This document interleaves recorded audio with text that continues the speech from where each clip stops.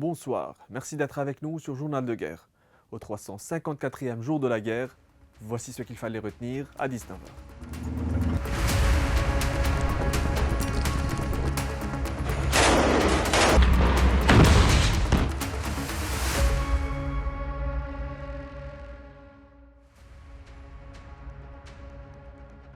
Commençons par un point sur la situation explosive au Liban. L'armée israélienne a confirmé la mort de Brahim Mohamed Baissé, responsable de l'unité des missiles de Hezbollah dans un raid mené mardi à 15h sur Beiré dans la banlieue sud de Beyrouth. 6 autres personnes ont été tuées et 15 autres blessées dans cette frappe, selon un premier bilan du ministère libanais de la Santé. Un soldat de l'armée libanaise, Ali Shokr, a été tué dans un raid par drone sur le village de Nabishit dans la Bekaa. Le HCR a annoncé la mort de 2 de ses membres au Liban, Dina Darwish et Ali Basma.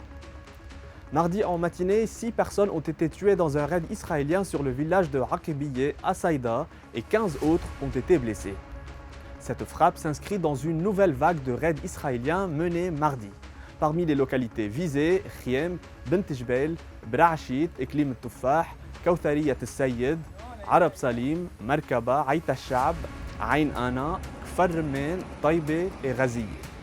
Les localités de Toura, Laïlé, Deb'al et Mahmoudiyeh dans le Kaza de Tyr ont été visées.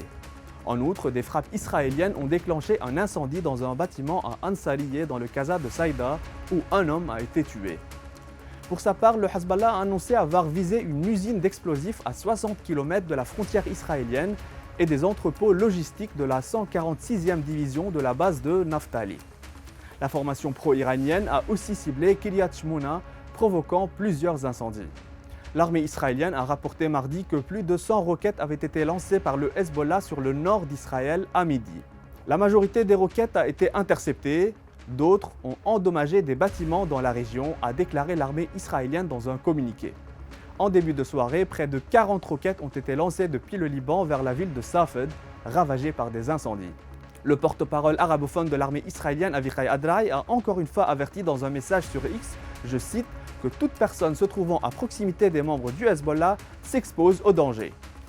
Le dernier bilan des victimes des frappes israéliennes des dernières 24 heures s'élève à 564 tués et 1835 blessés selon le dernier chiffre du ministère libanais de la Santé. Ainsi, l'exode massif se poursuit pour le deuxième jour consécutif, provoquant des embouteillages dans de nombreuses régions.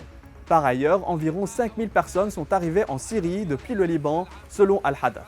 Bilan humain depuis le début de la guerre à 19h, heure de Beyrouth. À Gaza, le ministère de la Santé a recensé un bilan de 41 467 morts.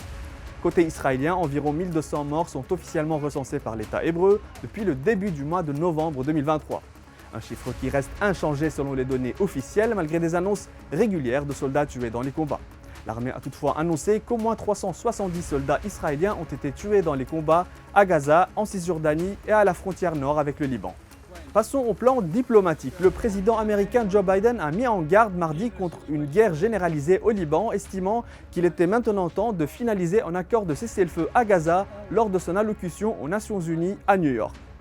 Le Liban est au bord du gouffre, a alerté mardi le secrétaire général de l'ONU Antonio Guterres. Pour sa part, l'envoyé spécial du président français Jean-Yves Le Drian a réaffirmé mardi lors d'une tournée au Liban le soutien indéfectible de la France au pays du Cèdre.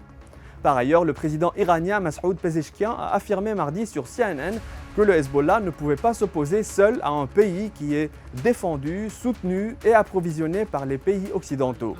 Enfin, le Premier ministre israélien Benjamin Netanyahou dit qu'il s'engage à poursuivre les frappes israéliennes sur le Hezbollah. Un officier supérieur de l'armée de l'air israélienne a toutefois déclaré, je cite, « Nous sommes encore loin d'une guerre totale ». C'était tout pour aujourd'hui, merci de nous avoir suivis sur Ici Beyrouth. On se retrouve demain pour un autre tour d'horizon de la situation. D'ici là, vous pouvez suivre toute l'actualité concernant cette guerre sur notre site web www.icibeyrouth.com sous la rubrique Guerre Israël-Hamas et sur tous les réseaux sociaux.